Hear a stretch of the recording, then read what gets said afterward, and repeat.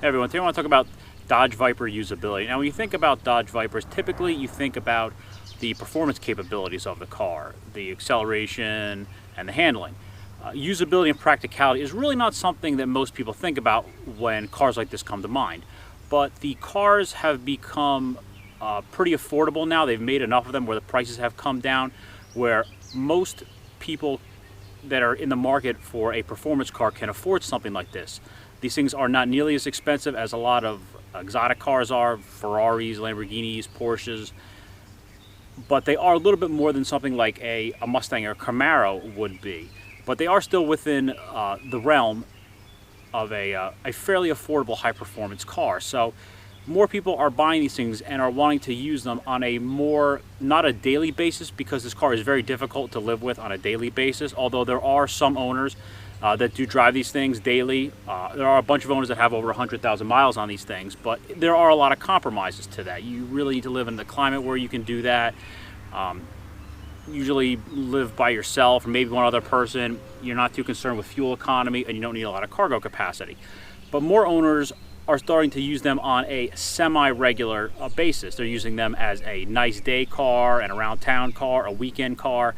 They don't want these to be garage queens like really high-end sports cars are, because you really don't have to worry about taking too much value out of these cars if you buy one with a little bit of mileage on it. So there are some aspects that you have to take into consideration if you want to use this car on a more regular basis, and I'll go over all the aspects of the car and I'll talk about things you need to consider and what you should expect if you want to use this car on a semi-regular basis and be able to put a few thousand miles on the car a year and have it be able to come out of the garage and enjoy it for what it is, rather than it just being a garage queen that you just go in your garage and stare at like a lot of high-performance cars are for most people. All right, from the perspective of outside the car, there are a couple things to take into consideration if you are going to use the car quite a bit. The biggest thing is the ground clearance of the car. The car only has about 5 inches of ground clearance, so the front especially is to be taken into consideration.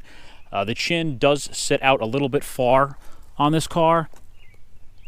However, you do have a fair amount of ground clearance. I've owned this car for about 6 years, and I have been able to get over speed bumps. I used to live in a house with a decent incline in the driveway. So if you take it slow and at an angle, you can get over speed bumps, up driveway inclines. It's usually not something that you can't do. You just kind of have to be careful. And if it's really, really tall, then maybe you might run into an issue. But it's really not as bad as a lot of really, really low slung cars. The rocker panels also sit a little bit lower. What is nice though, with the doors, because the rocker is so tall, the door actually does have a lot of height on it. You could park next to a curb and have plenty of room to open the door, so that's not something you need to worry about. And then in the back, the departure angle, because it's sloped up, is really not of concern.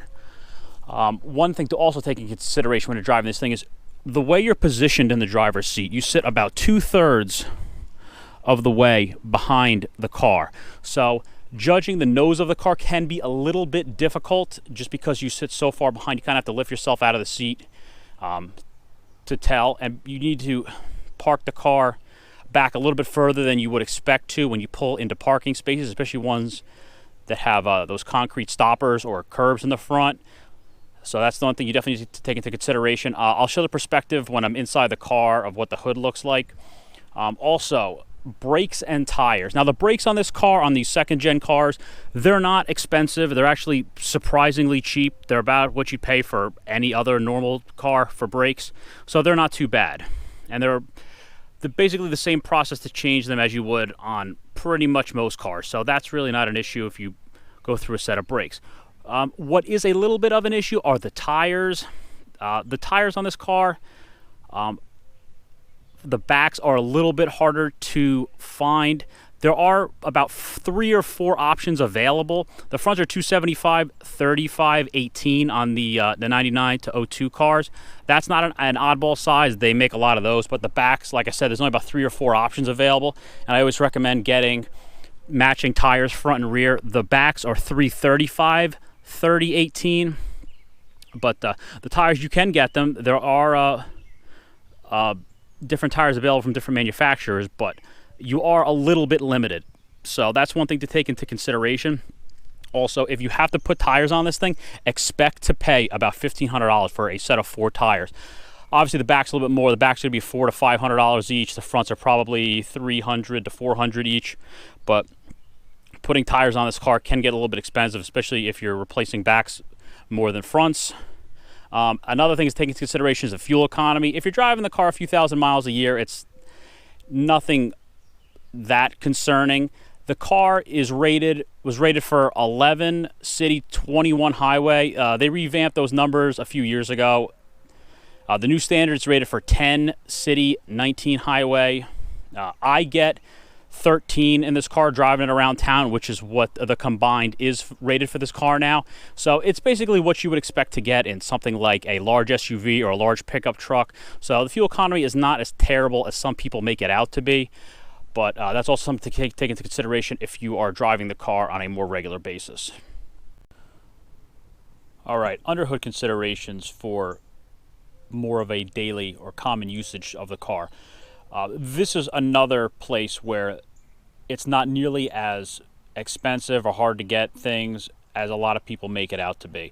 The car uses very similar fluids that pretty much every car on the road or a lot of daily driven cars use. It takes full synthetic 1030 oil. It takes green engine coolant, .3 or .4 for the brakes and the clutch, power steering fluid. So the fluids under here are not hard to get and they are not expensive. And obviously if you're using the car on a more regular basis, you're going to have to be doing a lot more fluid exchanges and a lot more filter changes. The filters are also not hard to get and they are not expensive.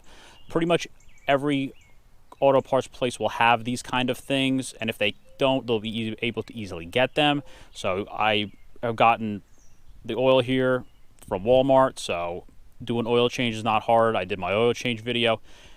If you are using the car on a little bit more regular basis, there are some things you will need to take into consideration, like some of the weak points on this are the radiator and the radiator hoses have a little bit of a higher failure rate than most cars would have. Also, the issue with the power steering assembly. I addressed a lot of this stuff in my issues and problems video. Definitely check that out because there are some things you're going to want to look into and check if you're using the car a lot more. But you can do a lot of this stuff yourself. You can change the engine coolant. You can change the spark plugs, the oil. Not hard. Not hard to do yourself. If you can do it on a regular car, you can do it on this. Also, if you're using the car more regularly, you're going to have to probably at some point replace the battery. Takes a regular battery available at most auto parts stores. The battery is not under the hood, and it is a little bit involved. It is not difficult, but it is a little bit more involved to change it than a regular car. But again, the average person with simple hand tools can do it. It's in the rear wheel well. The wheels got to come off, and there's a panel that has to come off. Not a hard job. There's other videos on the internet of guys doing them, but if you are using this thing a lot more, you don't have to worry that it's going to be prohibitively expensive to maintain it. It will cost a little bit more than a daily driven or a typical run-of-the-mill car that you would see on the road, but it's not excessively expensive. The fluids and filters and most of the parts are readily available, and you can get them from most auto parts stores. Okay, this is the perspective from sitting inside the car. The hood is pretty long, a lot longer than most cars. So when you're parking it, especially when you're fairly new to the car, you kind of end up having to kind of pick your head up a little bit to judge the car. You get used to it fairly quickly, but you do have to be pretty careful when you're pulling in to tighter spots. As far as driving the car is very easy to drive. It does not take a lot of effort to drive the car like most people think it would. It's got power steering, it's got power brakes. Just like most cars, it turns fairly easily and stops very smoothly. The clutch does not take a lot of effort to modulate. Most high-performance cars, the clutches can be heavy, but that's not the case in this car. The stock clutch is very easy to push in and out, and it's not hard to drive it in traffic. The seats are pretty comfortable, and there is a lot of adjustability. It is a very soft leather as far as the seats go, and obviously they go forward and back, they tilt forward and back, and then it also has a lumbar feature. The pedals have an adjustability of about 4 inches. They can go forward and back, and then the steering wheel does tilt, so there is a lot of room for whether you're short or tall in here when you want to drive it. It's also a fairly common layout, as you would expect. Your turn signals and wipers are in the place you'd expect them to be. All Vipers came with windshield wipers. That's kind of another myth I've heard from a few people. A lot of people think they don't have wipers from the factory. That was a government mandated thing. They all had wipers. But I don't really recommend driving this car in the rain. It can be a handful when it's dry, so don't drive it in the rain if you can avoid it. Like I said, the layout's pretty simple, pretty common. Stereo system, almost all Vipers, with the exception of a handful of ACRs. They all had stereos. The earlier ones had just stereos with tape decks, and then some of the later ones had navigation systems that had a little bit more modern electronics in them. Heat and air conditioning. Some of the early Vipers and some of the ACRs didn't have AC, but all the rest of them did, and then they all had heat. The Gen 2s, you had electric windows. You also have a defroster on the back, a cigarette lighter. And then just some other common items. You had your map light. You had a little cubby back here for storing small items. You also had this little door. I keep my insurance documentation in there. A couple of common items that it does not have. There's no cruise control on these Gen 2 cars. Some of the later ones had cruise control. The Gen 5s had them.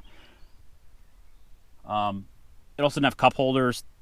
I think a couple people made aftermarket ones, but this one didn't have cup holders from the factory. The transmission is fairly easy to modulate. It does not take a lot of effort to shift gears, especially if you maintain it properly. It is a fairly smooth shifting car. They all had 6-speed manuals. There's no automatics that were ever available for these things, but the car is very easy to drive, unlike most people. It can become a handful if you wanted to, but if you want to drive it at low speed in a more comfortable setting, it is not hard to do that. Everything's within arm's reach, the handles, the windows. So if you want to drive this thing on a more regular basis, it is pretty comfortable to drive in here, despite the fact that it is a little bit of a smaller, more claustrophobic cabin. Not just because it's a two-seater, but for two-seaters in general. But it is pretty comfortable in here, and it is nice to drive it on longer trips or on a more regular basis. All right, getting into the trunk of the car. This is where most people who haven't seen one of these up close are a little bit surprised to learn for the first time. This obviously is a GTS, so it's a little bit of a different configuration than the RT10s or the SRTs would be, but there is a surprising amount of room back here. This is a stock setup. The only thing it has really back here is the factory amplifier, and then you have a spare tire in the back. It's a full size in the sense of the diameter, but width-wise it is very narrow, so you really want to try to avoid driving with the spare on if you can, but you do have a real tire and wheel back here as opposed to a can of fix-a-flat like a lot of modern cars have now. There is quite a bit of room back here. You can actually get a surprising amount of stuff back here, and then it also has this little shelf on the top. The shelf, you kind of have to be a little bit careful. Obviously, if you hit the brakes hard, things can fly forward if they're on the shelf because it sits in the carpet. They will move around because it is a little slick. So you would really want to put lighter items that really aren't dangerous on there if you really need that little bit of extra room. But what I'll do is I'll go ahead and I'll put some very common household items in the back just to kind of put into perspective how much room there actually is in the back of this car. All right, to put things into perspective for how much stuff you can actually fit into the back of a Viper GTS. So you want to take the Viper out, run some errands for the day. You want to stop at the supermarket, pick up a couple bags, and also a big bag of toilet paper. And then you want to stop at the home improvement store also on the way home. Maybe you need a can of paint, a big bag of microfiber towels. You can never have enough of those. A bucket of spackle, and maybe some bar oil for your chainsaw. So this car can actually fit a lot more stuff in the back than most people would think. And in case you're wondering, yes, the trunk does close, and there is still quite a bit of room back there. So you can get quite a bit of stuff in the back of this car if you do want to take it out and run errands and use it in a little bit more of a practical standpoint. There is one more item I want to address with using Vipers on a more regular basis. All right, one last item to address as more of a logistical thing if you're going to use the car on a more regular basis is going to be the insurance. Having these cars on a regular car insurance policy, they can be expensive, especially depending where you live and what your driving history looks like. It can cost a few $1,000s a year to have a car like this on a regular car insurance policy. However, if you get a collector car insurance policy, it is considerably cheaper. I have a collector car policy on this car. It cost me less than $700 a year to insure it with an agreed value.